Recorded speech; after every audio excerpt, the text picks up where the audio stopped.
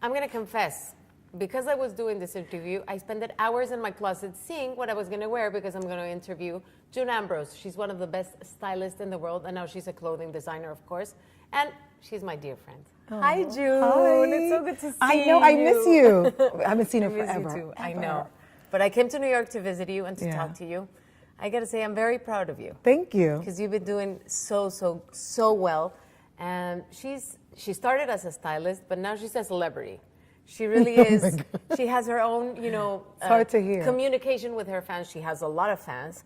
And what you've been doing with your social network is amazing. Thank what you do with like your Instagram, your Facebook, and all the way you integrate your fans into your life. Let them see you. So I'm going to ask you about that. Okay. How did you decide? Because when you started using Instagram way before that I even It's true. started. I remember. You were like, do your Instagram account. I'm like, no, not Right. I was like, really. what's the hashtag? And you were like, exactly. And you were already a celebrity there. But you've grown and you made your own channel. It's like a TV channel It's almost. June what you TV. do. Yeah. Exactly. June You're TV in the Juniverse. And the Juniverse. Yeah, So in the Juniverse. Tell us about that, please. How did you start developing it? Well, I felt like I needed to have, when you look at the magazines, you don't see images that necessarily can relate to you.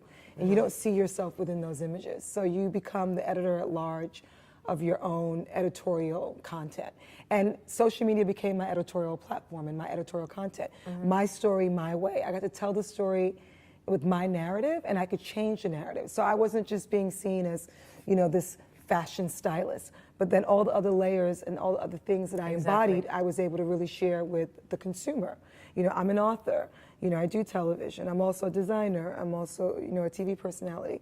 I cook with my kids. I'm a mom. So I think all of those, all of those narratives, I think were able to be played out in my voice and not someone else's, which was kind of really refreshing. It empowered me. And I also felt like I wasn't alone. I felt like there were so many people tapping in and saying, me too, I totally get it.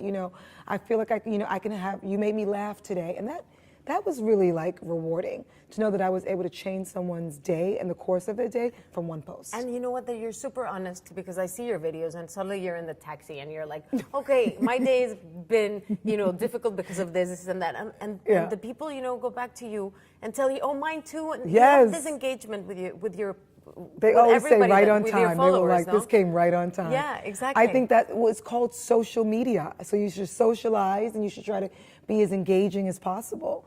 And you do that pretty well too yourself, so don't be so modest. Yeah, but I've been learning from you a lot. I keep an eye on you as well, and you totally get it, which is really nice. And you're a mom too, so you know how it is when we feel like we're drowning and we're doing this job alone.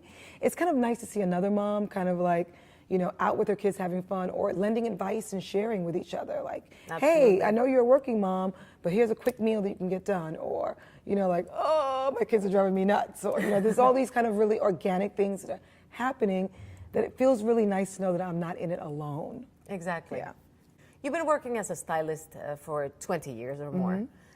You've developed style for a lot of stars, music stars especially, like I'm going to brag, okay, about my friend, Jay-Z, Puff Daddy, Mary J. Blige, Alicia Keys, Missy Elliott, whom else? Like so many. I know, Kerry Washington. I've worked with Mariah Carey, The Emancipation.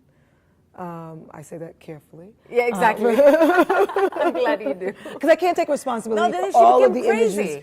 Well, not Mariah per se, but just in general. Like you can work with a client and then you'll have a moment where you don't work with them and then you become, people think it's and this is why I don't want to necessarily be celebrated for my celebrity clients. I want to be celebrated for my contribution in the world, in the images that I share, or the words that I share, or the life-changing things that I share. And that's why I did a makeover show, not just for celebrities, but for the average person. So I did a show with TLC, which was broadcast all over South America, and it was called Save My Style. So June, what advice would you give to people that want to like reinvent themselves and find a style? Sometimes for me, it's difficult to find the style of the day. It's just like I get bored of what I have. I don't know how to mix things.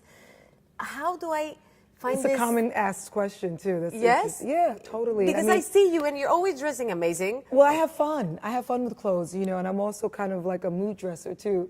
Dresser. That's not always okay, because it really requires you to have a lot of things to kind of navigate those moods.